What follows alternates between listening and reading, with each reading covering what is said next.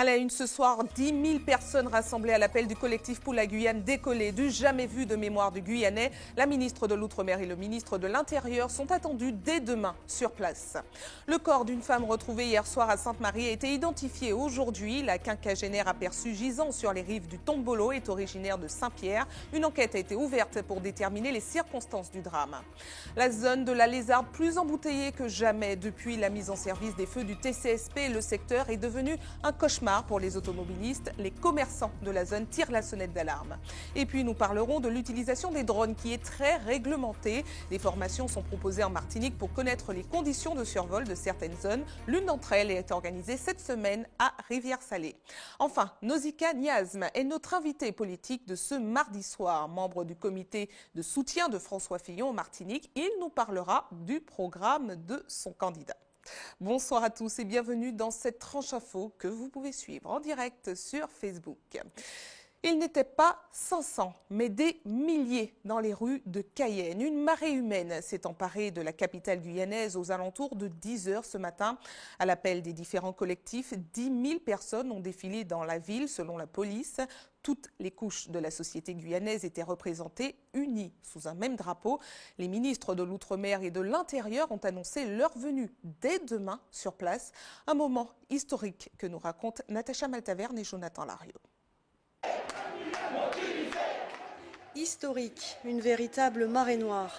Il n'y a pas d'autre mot pour qualifier la mobilisation de ce matin dans les rues de Cayenne.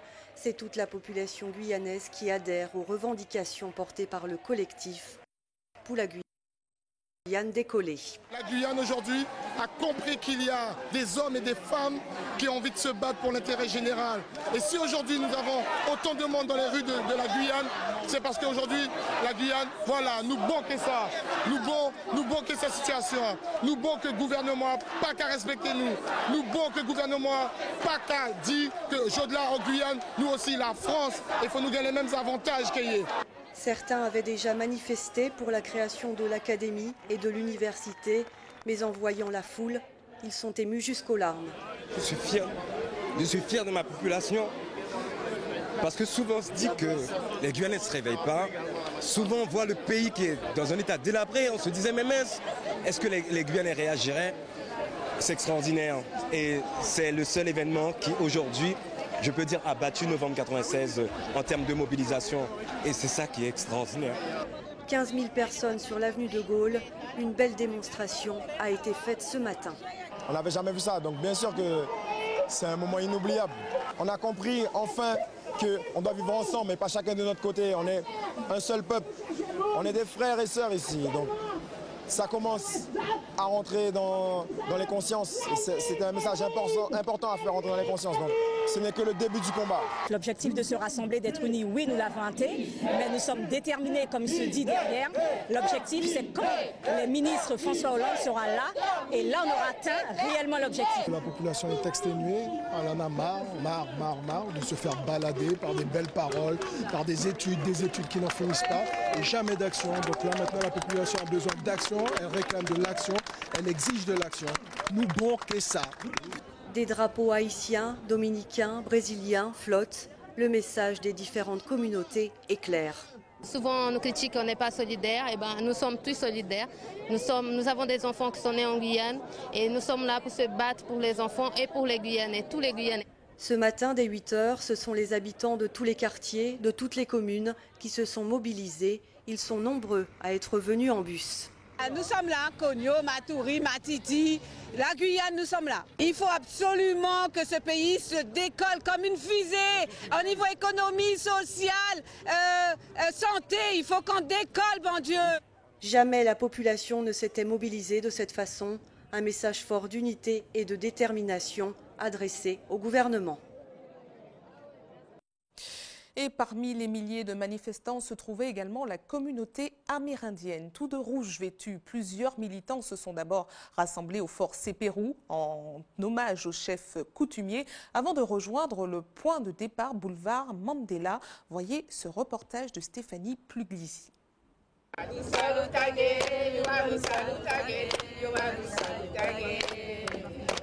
Un chant symbolique avant de commencer.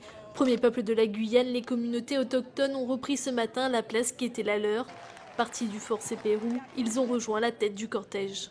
Il faut savoir, et il faut le rappeler parce qu'on n'en parle pas assez dans les médias, que lorsque les colons français sont arrivés en Guyane, ce sont bien les Amérindiens qu'ils ont rencontrés face à eux. Nous avons été résistants. Le chef Sépérou est connu pour avoir résisté. Donc c'était une symbolique pour nous de démarrer ce défilé un petit peu plus tôt à partir du Fort Sépérou. C'était tout à fait normal d'apporter notre soutien. Nous sommes les Premières Nations, donc il fallait vraiment marquer le coup, montrer qu'on a nos revendications. Depuis toujours, les Amérindiens luttent pour obtenir une reconnaissance tant au niveau national que local. Une liste de 20 revendications a été remise au collectif pour la Guyane décollée. Parmi les plus importantes, le foncier. On a demandé la création d'un office foncier autochtone avec des représentants des autorités coutumières et l'accès à nos terres ancestrales. Nous sommes prioritaires sur l'accès aux terres et nous comptons le mettre en avant. Également l'éradication de l'orpaillage clandestin, l'arrêt des mines Norgold et Columbus Gold. Les Amérindiens sont également touchés par des problèmes d'éducation et de santé. Ils ne souhaitent plus avoir un simple rôle de consultant, mais bel et bien une place importante dans les décisions. Les peuples autochtones doivent avoir leur place dans cette Guyane qu'on est en train de construire avec toutes les composantes de la société guyanaise. On va plus lâcher maintenant. On va plus lâcher et je pense qu'on est suffisamment solidaires de tout l'ensemble de la Guyane pour qu'on puisse maintenant continuer à travailler et construire cette Guyane qu'on a envie de voir pluriculturelle et plurilinguistique. Ils viennent d'Awala, de Cayenne ou d'autres villages amérindiens. Tous ont répondu présents ce matin. Et vous le savez, depuis plusieurs jours, les vols transatlantiques au départ et à destination de Cayenne sont annulés. La compagnie Air France a décidé de transiter une partie des passagers long courrier via la Martinique. Par conséquent, 3 vols régionaux sont programmés entre Cayenne et Fort-de-France demain, mercredi et ce jeudi. De retour en Martinique avec une macabre découverte qui a secoué la commune de Sainte-Marie hier soir. Le corps d'une femme d'une 50aine d'années a été retrouvé gisant sur les rives du Tombolo. La victime originaire de Saint-Pierre a été identifiée aujourd'hui par sa famille. Retour sur les faits avec Alizé Lutran et Guy Raphaël René. Il est aux alentours de 19 h hier. Comme chaque soir, Guy promène ses chiens le long du Tombolo lorsqu'au milieu du bras de sable, il découvre dans l'eau le corps sans vie d'une femme partiellement dénudée. C'était à peu près là. La tête de la personne était dans l'eau, un peu comme ça. Il donne immédiatement l'alerte et les autorités arrivent rapidement sur place. Les gendarmes l'ont retourné, m'ont demandé si je connaissais, on a regardé. Il y a l'adjoint au maire qui est venu, on a regardé, on ne connaissait pas la personne. Les gendarmes ont constaté qu'il y avait une petite éraflure. Peut-être que c'était fait par les récifs là, peut-être. Et sinon, on n'a pas vu de blessure apparente. Au moment de la découverte, le cadavre, celui d'une femme d'une 50aine d'années, était encore intact, laissant supposer que la victime ne séjournait pas dans l'eau depuis très longtemps. Les circonstances de son décès interpellent. On a des gens qui sont noyés, des accidents de bain, mais là je pense que c'est peut-être un malaise. Le Tombolo, un site réputé dangereux à cause de la houle, mais pour la municipalité, difficile de sécuriser toutes les plages de la commune. Le Tombolo, c'est un site naturel que tout venant y a accès. Donc le Tombolo, d'ailleurs je rappelle à toutes celles et ceux qui arpentent ces lieux, la vigilance quand ils vont visiter ce magnifique lieu. Si nous mettons une surveillance ici, il faille mettre une surveillance à La Richier ou sur tous les sites du territoire. D'où la vigilance à la population par rapport à cette mer qui est quand même houleuse. Suicide, noyade, homicide, rien pour l'heure ne permet de déterminer les causes exactes de la mort. Dans la journée, le corps a été formellement identifié par la famille. La victime serait originaire de Saint-Pierre. Son véhicule a été retrouvé à Tartane. L'enquête suit son cours. L'autopsie devrait lever une partie du mystère autour de cette macabre découverte. En bref, au chapitre social, la CGTM-SOM soutient l'employé municipal de Bellefontaine qui a porté plainte contre son maire. Nous vous en parlions hier, une policière municipale a accusé Félix Ismin d'agression suite à une altercation survenue la semaine dernière. Actuellement hospitalisée, elle a fait valoir son droit de retrait. Aujourd'hui, l'inspection du travail a été saisie en urgence pour enquêter sur les conditions de travail et de reprise de l'employé. Parlons maintenant de cette zone qui est devenue depuis une semaine un véritable cauchemar pour les automobilistes martiniquais, la Lézarde. Si la zone industrielle a toujours été plus ou moins embouteillée depuis la mise en service des feux du TCSP, il est quasiment impossible d'y circuler pendant les heures de pointe. Une situation très préoccupante pour les entreprises du secteur. Reportage Louis Sabas. Nous n'y marrons plus ça, tous les jours c'est pareil, tous les jours embouteillage. Cet automobiliste exprime son ras-le-bol, car depuis quelques jours, sortir de la zone industrielle de la Lézarde devient un vrai calvaire à cause des embouteillages qui s'y forment. Daniel est venu acheter une pièce mécanique. Depuis la sortie du magasin non loin de là, il n'a fait que quelques dizaines de mètres. Si doit être comme ça tous les jours, c'est vraiment la merde parce que ça fait 20 minutes que je me déplace pour faire 200 mètres. Et alors si je mets 20 minutes pour 200 mètres, il me reste environ 300 mètres, et ben, je suis là encore pour pratiquement 3 quarts d'heure. En cause, les feux tricolores mis en fonction lors de la phase test de circulation des bus du TCSP. Si certains conducteurs reconnaissent leur utilité pour la sécurité, d'autres s'en passeraient volontiers. Je trouve ça incroyable, avec les feux du TCSP, c'est du n'importe quoi. Ça fait au moins 1 heure de temps que je suis là, en train d'attendre. Je pense que si nous ne trouvons pas moyen de faire un chemin pour sortir vers Renault, ça ne va pas passer. Il faut compter entre 30 et 45 minutes d'embouteillage avant de rejoindre la rocade. Une situation préoccupante pour les entreprises du secteur qui voient leur activité fortement perturbée. Marc Labaille, le président de l'association des copropriétaires de la zone de la Lézarde, alerte et juge cette situation intenable. Ce dernier aurait souhaité que les feux ne se déclenchent qu'à l'approche des bus. À la CFTU, on se penche sur le problème de la fluidité du trafic. Nous avons un régulateur, un contrôleur qui se sont déplacés pour voir et pour constater et pour éventuellement imaginer des solutions. L'échéance sera celle que des solutions qui seront apportées par les techniciens. Concrètement, il peut y avoir des solutions temporaires, provisoires ou partielles qui sont apportées. Là, dans l'immédiat, je ne saurais vous dire que nous sommes en capacité de restituer les choses ou d'améliorer les choses. Pas de solution dans l'immédiat. Les copropriétaires de la zone industrielle de la Lézarde, les 2000 salariés qui la fréquentent et les automobilistes doivent donc prendre leur mal en patience. Il ne reste plus qu'un mois avant les élections présidentielles. Certains candidats se détachent dans les sondages. Pour l'heure, les deux en tête sont Emmanuel Macron et Marine Le Pen. Les autres continuent plus que jamais le combat. C'est ce que nous allons voir à l'échelle locale avec l'un des membres du comité de soutien de François Fillon. Notre invité politique de ce mardi soir est Nausicaa Niazm. Bonsoir à vous. Bonsoir. Merci d'avoir accepté notre invitation. Alors, on ne va pas débattre sur les sondages puisqu'on sait déjà qu'on a eu tellement de surprises l'année dernière que les sondages ne sont peut-être plus valables. En revanche, il y a un sentiment qui se généralise de plus en plus de la part des électeurs, c'est le ras-le-bol de la politique. D'ailleurs, une récente étude IFOP a révélé que les Français étaient de plus en plus nombreux à vouloir se tourner vers le vote blanc. Est-ce que vous, en tant que membre de comité de soutien, vous entendez ce ras-le-bol et est-ce que vous le comprenez déjà ? Il y a d'abord un ras-le-bol qui se situe sur notre vie quotidienne, sur trop d'impôts, sur le problème du pouvoir d'achat. Et effectivement, c'est un problème qui est lié à la politique.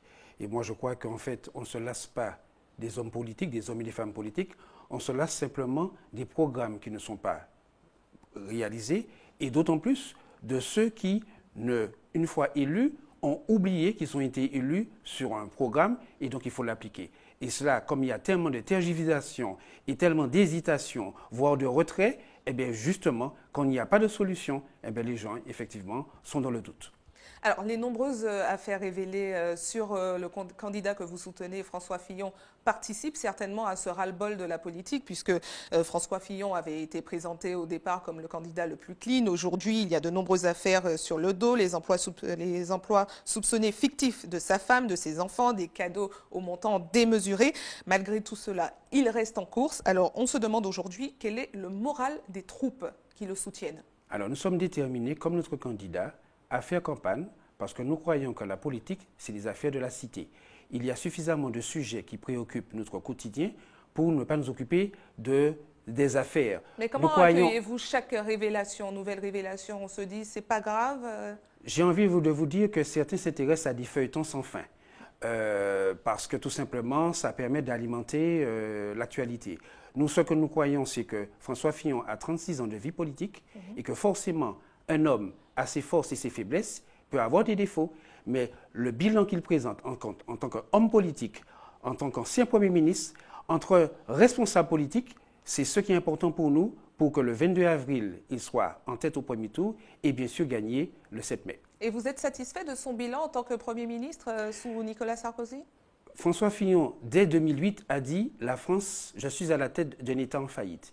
Il a clairement dit que la France ne peut pas continuer avec une dette aussi énorme. Et c'est la réalité. Nous, dans chaque famille, quand nous avons autant de dettes, nous ne pouvons pas aider nos enfants. Donc aujourd'hui, il faut un traitement de choc. Certains dit un traitement brutal, mais oui, pour pouvoir faire face, pour que la France soit souveraine, il faut moins de dettes. Et pour réduire la dette, il faut bien sûr de la liberté, de l'efficacité, de la croissance et de la cohésion sociale. C'est là le programme de François Fillon. Alors, pour réduire la dette, justement, il propose, entre autres, le passage aux 39 heures pour les fonctionnaires. D'ailleurs, une vidéo de France 2 a fait le buzz récemment sur les réseaux sociaux où des aides-soignants d'une maison de retraite lui faisaient part de leurs difficultés au quotidien. François Fillon, lui, il soutenait, comme vous, qu'il faut réduire la dette, peu importe les difficultés. En Martinique, la semaine dernière, on a eu une mobilisation du personnel des urgences. Alors, qu'est-ce que vous en pensez de cette situation? Très simple. François Fillon parle de la réduction du nombre de fonctionnaires, ça ne concerne pas l'outre-mer. Maintenant, il dit qu'au niveau de la fonction publique, il faut mieux payer pour être plus efficace. Est-il normal que certains services publics ne puissent pas fonctionner normalement lorsque certaines personnes, vous et moi, nous sommes obligés de prendre des RTT pour pouvoir faire un certain nombre de démarches administratives? Mieux payer les fonctionnaires pour qu'ils soient plus efficaces, pour qu'ils soient plus heureux dans leur travail. Et donc, il faut réorganiser ce qui gêne, c'est-à-dire ce qui englue dans notre société et les blocages. Donc, François Fillon pose les problèmes sur la table parce que ça fait depuis plus de 3 ans qu'il a sillonné la France, il a écouté et il croit une seule chose, c'est que les hommes et les femmes qui animent ce pays, cette nation, veulent vraiment qu'on les considère comme des citoyens actifs et non pas simplement des victimes permanentes. Et la réduction du nombre de fonctionnaires, notamment dans les hôpitaux, ne concernerait pas les Outre-mer? Je répète, ça ne concerne pas l'Outre-mer.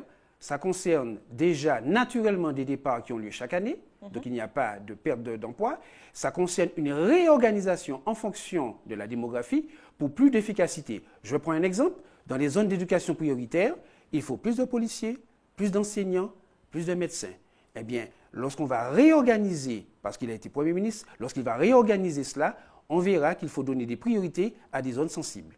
Alors, vous menez régulièrement des meetings. D'ailleurs, il y en a un qui est organisé ce soir. Est-ce que les participants sont nombreux à se déplacer? Encore?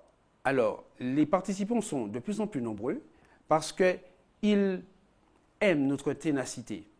Ils voient que nous ne sommes pas séduits par l'actualité qui voudrait nous décourager. Nous sommes déterminés parce que nous sommes dans une société où nous croyons à nos valeurs et nous croyons aussi qu'il faut rester debout comme un seul homme pour que le pays puisse avancer. Je prends un exemple très simple. Vous venez parler d'embouteillage, vous venez parler du problème de la Guyane. Eh bien, qu'est-ce qu'ils revendiquent, ces personnes? Ils veulent simplement exister. Pour exister, il faut être debout. Et pour être debout, il faut communiquer. Pour communiquer, il faut rencontrer la population dans toutes les communes de la Martinique. Et sa mise en examen n'est pas grave, selon vous? Écoutez, que la justice fasse son travail. Nous croyons à des valeurs, à une volonté. Nous ne sommes pas dans le culte de la personnalité. Nous défendons non seulement un programme, mais une nouvelle société. Oui, mais un candidat quand même, donc il a ses casseroles, elles existent. Il est issu des primaires. On a voulu sortir là, à quelques semaines des élections. Nous croyons simplement que le citoyen dans l'isoloir change la face du monde. Et je reste persuadé que la majorité, elle est silencieuse. Alors justement, est-ce que ce n'est pas parce qu'il est issu des primaires et que c'est le seul candidat de la droite et qu'on le soutient quand même, faille que vaille, non? Tous nos candidats, à quelques sections près, qui étaient des favoris, avaient tous des histoires. Mais la seule chose qu'on reconnaît, c'est leurs compétences. Alors, s'il y a des hommes qui ont des faiblesses, moi je vais vous dire une chose, retenez simplement que chaque fois qu'ils se relèvent, c'est pour avancer. Et donc ils sont animés d'une seule volonté, c'est leur servir leur pays. Donc après, ils ont peu importe ce qu'ils ont fait, c'est pas bien grave. La justice fait son travail, ce qui est important, c'est le service rendu à la population. Et dans l'isoloir, c'est les citoyens qui choisissent en fonction de la volonté de ceux qui veulent les faire sortir de leur situation. Est-ce que les élus de la droite locale se déplacent à vos meetings? Tous les élus de la droite se réunissent dans la mesure que les réunions ont lieu dans toutes les communes de la Martinique, donc très souvent organisées par eux, et nous recevons un bon accueil. Je vous rappelle qu'au niveau de notre organisation, elle est à la fois des militants républicains, de l'UDI et de la société civile. Donc il y a un mouvement spontané à vouloir entendre et écouter les propositions de notre candidat François Fillon. Merci à vous d'avoir répondu à nos questions. C'est moi qui vous remercie. Parlons maintenant de ces appareils télécommandés qui font de plus en plus partie de notre quotidien. Les drones, il existe plusieurs catégories allant de l'utilisation domestique à professionnelle. En revanche, les réglementations sont les mêmes pour tous. Certaines zones sont interdites de survol, tandis que d'autres sont soumises à autorisation. Des formations de pilotage existent en Martinique pour être au fait des règles à respecter. Par exemple, cette semaine, des cours sont proposés à Rivière-Salée. Jean-Marc Dabreux a assisté à une séance de formation ce matin. Regarde. Piloter un drone, cela ne s'improvise pas. Ici, 9 personnes participent à une formation pratique pour une utilisation à des fins professionnelles. Alors j'avais déjà commencé la première partie au RSMA quand moi je suis à l'armée. C'est plus pour l'audiovisuel, réaliser des clips. J'étais en école d'armes, j'ai toujours été intéressé par l'audiovisuel et sachant qu'ils faisaient une formation de drone pour, on va dire, pour apprendre un petit peu, donc ça m'a intéressé, pour rajouter cette compétence en quelque sorte. Au menu, prise en main de l'appareil, mais aussi des cours théoriques pour préparer l'indispensable brevet de pilotage. Après l'examen, ils pourront faire décoller leur objet volant pour des prises de vue et autres missions rémunérées.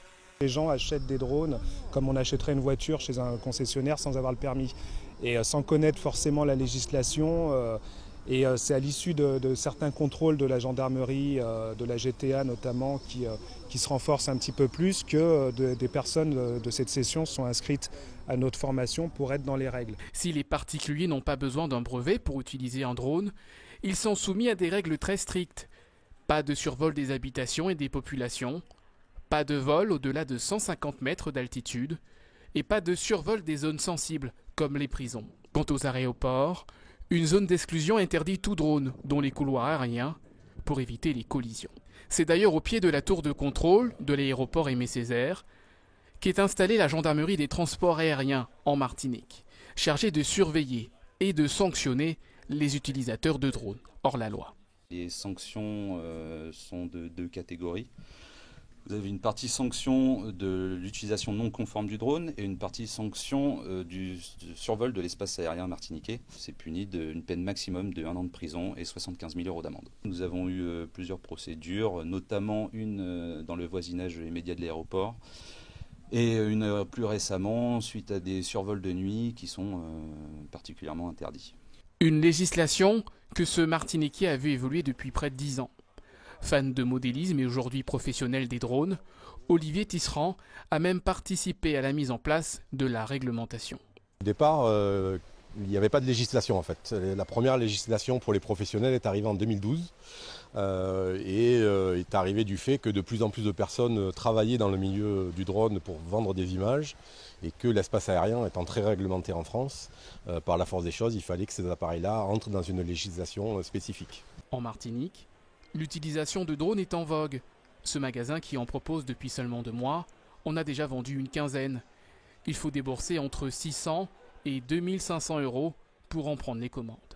Alors après, il y a l'autonomie, il y a la vitesse, il y a la facilité de pilotage, on va dire, parce qu'effectivement, celui-ci, par exemple, quand il arrive devant un obstacle, il va pouvoir le contourner, il va revenir vers vous si jamais il y a un souci de batterie. Voilà, c'est des utilisations complètement différentes. En loisir ou usage professionnel, le pilotage de drones est extrêmement réglementé. Le souci des autorités, le partage du ciel en toute sécurité.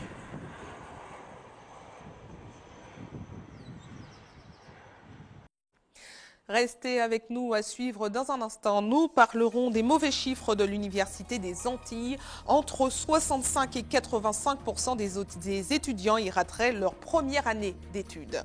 Dans notre JT des communes, nous irons au Robert où une maison menace de s'écrouler à cause d'un glissement de terrain. Le propriétaire est dans l'impasse aujourd'hui. Et puis nous irons à Trinité à la rencontre de Géronia qui a fêté ses 102 ans ce matin. Je vous le disais, ils sont entre 65 et 85% à rater leur première année universitaire au campus des Antilles. Des chiffres alarmants puisque c'est 10 points de plus que la moyenne nationale. Le syndicat du personnel de l'éducation de Guadeloupe a lancé une enquête pour comprendre les raisons de ces mauvais scores. Voyez les précisions de Linda KRC.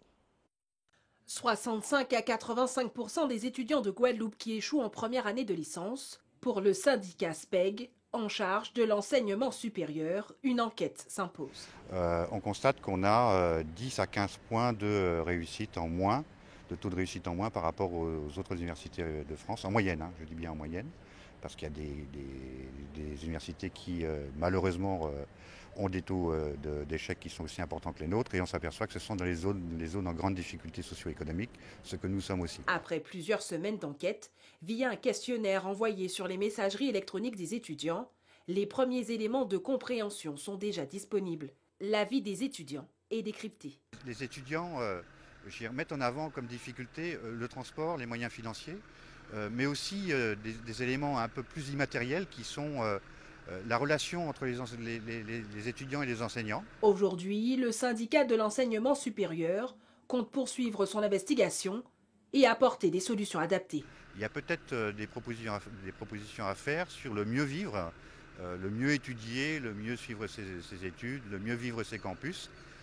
Et donc pas seulement chercher à demander les moyens dont on manque, mais aussi chercher à trouver les formes d'organisation et de travail qui permettent de mieux se sentir et du coup de peut-être concourir davantage à la réussite.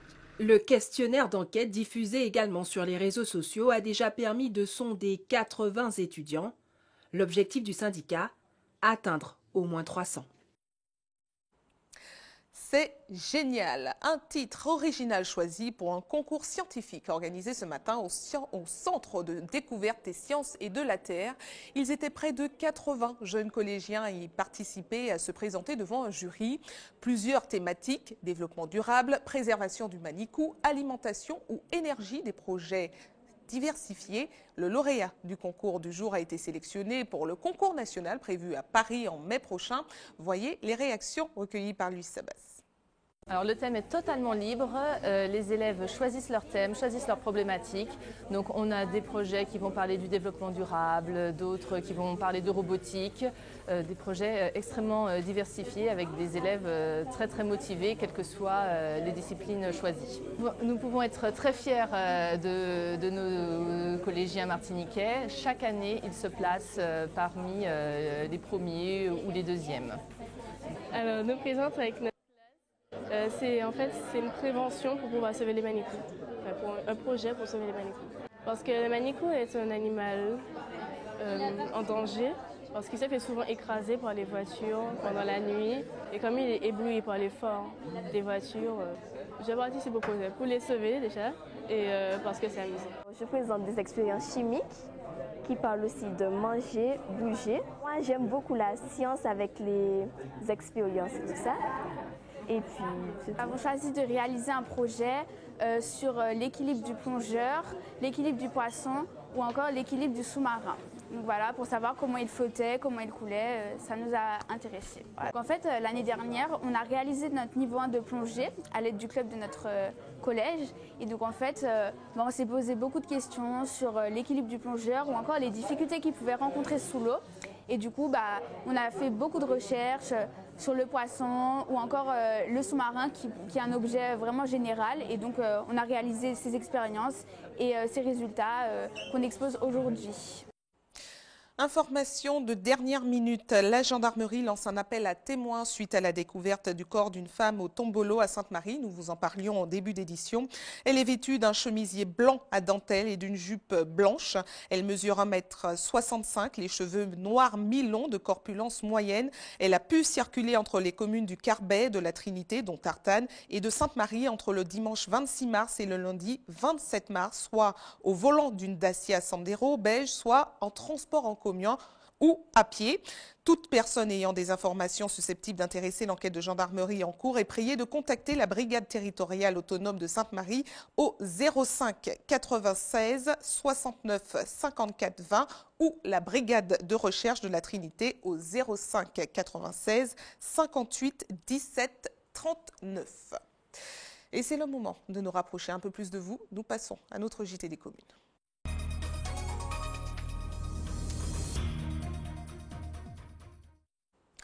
Un JT des communes qui commence au Robert où une maison menace de s'écrouler à cause du glissement de terrain sur lequel elle a été bâtie. Les propriétaires ne savent plus où donner de la tête. Leur assurance ne semble pas leur apporter de solutions concrètes. Que faire aujourd'hui? Déménager ou rester? Hubert Bornil et Valérie Vincent se sont rendus sur place. Regardez. Cette affaire rappelle étrangement ce qui s'était passé au Soleil Levant, lotissement Soleil Levant au François, il y a quelques années. Dans cette charmante demeure de la Pointe-Savane, le couple Adé vit des heures terribles à cause de ce glissement de terrain justement. Depuis 2004, suite à un long épisode pluvieux, cette maison d'habitation construite sur un terrain de 4 hectares est devenue un vrai cauchemar pour ses occupants. Est-ce qu'on peut dormir et puis un bail comme ça? Tu sais même pas si pendant que tu dors ou près de vie comment les cailles mon enfant. Le pire, c'est pas la mienne. Moi, je te dis que, bon, le bon Dieu m'a donné ça, en vivant d'idée. Mais c'est le gars qui en bas. Le gars n'a pas demandé ça, regarde la maison là. Quelle est exactement l'origine du problème? Difficile à dire. En tout cas, quelques hypothèses ont été avancées. On parle des écoulements d'eau usée depuis le chemin, ou pire, une source souterraine. C'est un torrent qui a provoqué, parce que ça, c'est causé. En bas, il fait alors là, il n'y a rien qu'à Tibé. Le mur a glissé, il rachait ça. C'est avec un certain vague à l'âme que l'homme regarde impuissant l'état du terrain sur lequel il a construit quelques années auparavant. Tout à l'heure, ce sera la saison des pluies. Alors, qui ça m'a fait?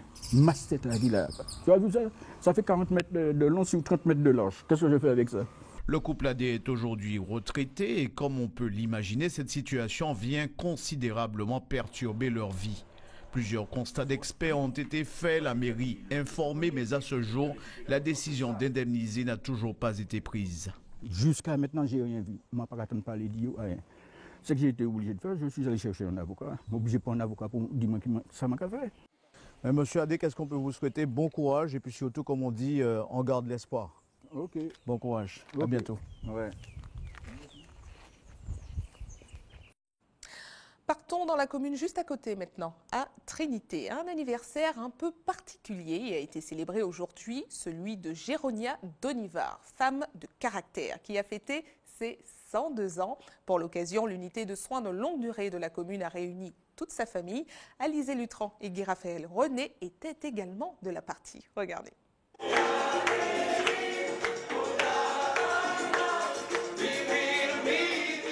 C'est entouré de ses proches et du personnel que Géronia a célébré son 102e anniversaire.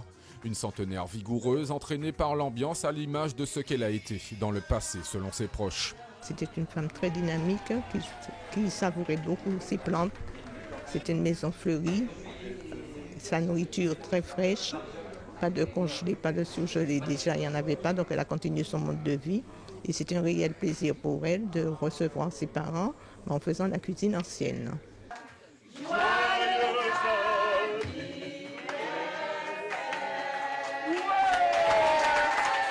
Ancienne agricultrice connue pour ses talents de jardinière, elle a vu le jour en 1915 au Morne Rouge, la même année que le billet de 2 francs et que la célèbre Édith Piaf. Sans enfant, elle devient veuve et est admise dans cette structure peu après. Je travaillais, les enfants travaillaient, donc on a trouvé quand même la nécessité de l'hospitaliser pour qu'elle soit en de meilleures mains. J'ai été élevée avec elle, on va dire comme ça, et c'est primordial pour moi d'être présente à côté d'elle, auprès d'elle. Et ça me fait plaisir de voir qu'elle a quand même 102 ans et c'est magnifique. Comme d'autres personnes âgées, ici Géronia est aux petits soins. Le personnel conscient de la fragilité des centenaires n'hésite pas à leur accorder des attentions particulières. Elle qui a aimé jardiner tout au long de son existence, elle participera plus au jardin thérapeutique qu'on va remettre en place que d'autres. Mais il y en a qui peuvent aimer la lecture, on peut leur faire de la lecture, leur faire écouter de la musique. On a vu que la musique ça pouvait plaire. Il y a les arts plastiques, il y a plein de différentes façons de les stimuler. Il y a aussi leur tenir compagnie et leur parler. Comme elle, ils sont 7 autres centenaires dans la commune de Trinité à poursuivre leur vie avec des records de longévité. C'est la rose, les beaux temps. C'est la rose, vois-moi. Et encore joyeux anniversaire. Information pratique pour ceux qui souhaitent faire un don de sang demain. Un camion de l'EFS sera stationné comme chaque mercredi sur le parking du centre commercial La Galeria de 9h à 14h. Comme chaque jour ouvré, une équipe sera également à votre disposition de 9h à 16h à la maison du don au CHU Pierre Zobda-Kittmann au quartier Laménard à Fort-de-France. Et c'est la fin de votre journal local et régional. Mais ne bougez pas, on se retrouve dans quelques instants avec Antje Pays. À tout de suite.